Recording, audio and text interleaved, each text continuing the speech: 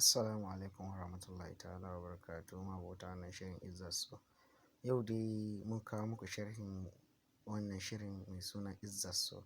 Sharhi ne da ke cikin na shashi 130 Izzar So.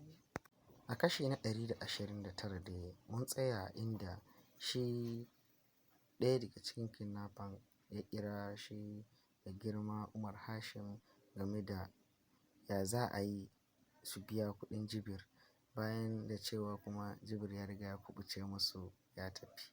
Shine suke neman kar su yi biyu babu game da ba Jibir in babu kuɗi.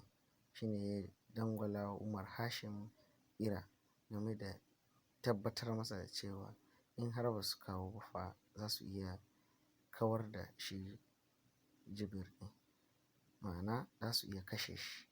So shi kuma Umar Hashim bai san Jibir ya riga ya kuɓuta a wurinsu ba, har yakan ba su haƙuri game da abin da yake tafe. Jim kaɗan da gama wayarsu kenan, ba da wuya ba Umar Hashim ya ba da su haƙuri, sun aminta za su karɓi miliyan 20 ɗin. Suna cikin tattaunawa kenan da shi da muƙarrabansa game da ya za a yi aka yi kuɗin fansan Jibir, wa zai kai, kuma a ina za a kai musu. Can sai aka yanke hukunci shi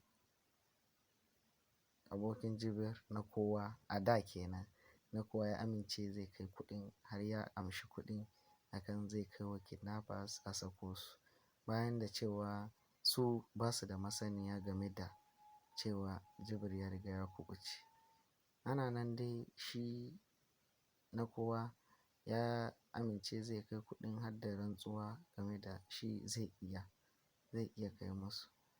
Sannan ya fita kenan sai ya dawo, sai yana buƙatan a taimake shi da kuɗin mota.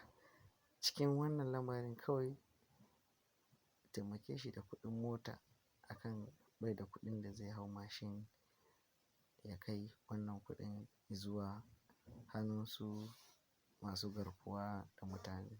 Ana cikin wannan lamarin kawai kwatsam sai ga Jibir ya bayyana ofishin Umar Hashim. To bayyanan Jibir dai ya nuna cewa shi Jibir ya jikkata hannun su masu garkuwa da mutane, saboda ko iya tafiya mai kyau ma baya yi, tsayuwa mai kyau ma baya iya yi. Shi Jibir dai ya ga ta kansa. Ku biyo mu cikin wannan tasha namu na sharhin fina-finai, za ku ji yaya ya wakana game da shi Jibir ɗin. To a nan kuma shi Aliyu Bogi yana tattaunawa da shi da amininsa, abokinsa game da ya za a yi su shawo kan lamarin Umar Hashim. Cikin wannan lamarin ne shi aminin Aliyu Bogi ya amince da cewa suka fara kawar da Umar Hashim saboda shi kaɗai ne yake musu katsalandan a wannan tafiya. Cikin tattaunawansu sai shi Aliyu Bogi yakan ce yana cewa abokin nashi, kada ka kuskura ka kawo wannan tsari.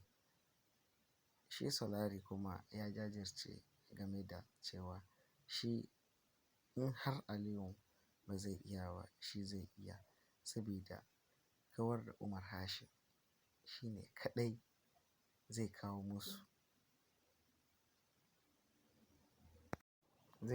sauƙin al'amari game da mallake dukiya mai girma Alhaji Abubakar Matawalle. Bayan sun gama tattaunawa akan yarjejeniya, Aliyu ya ce shi ba zai iya ba, amma ya bar masa aikin a gare shi. Ya bar masa aikin a gare shi da kuma a hannunsa. Shi dai ba hannunsa, saboda Umar Hashim ba kan wallasa ba ne. Ya yi gwagwarmaya da waɗanda suka fi su, irin su Hajiya Sara da Hajiya Nafisa, kuma ba su ci galaba a kan shi ba.